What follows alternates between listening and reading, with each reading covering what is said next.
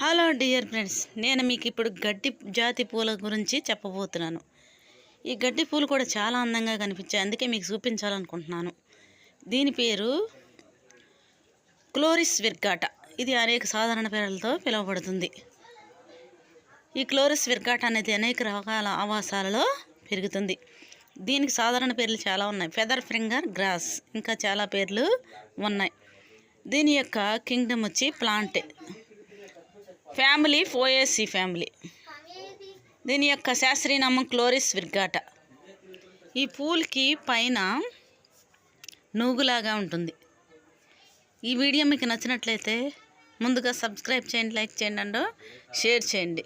పూలకి పైన ఎలా ఉంటుందో చూడండి, నూగులా ఉంటుంది. కానీ వీటిని కూడా మనం అలంకార మొక్కగా ఉపయోగించుకోవచ్చు. ఈ పూలన్నీ కోసి.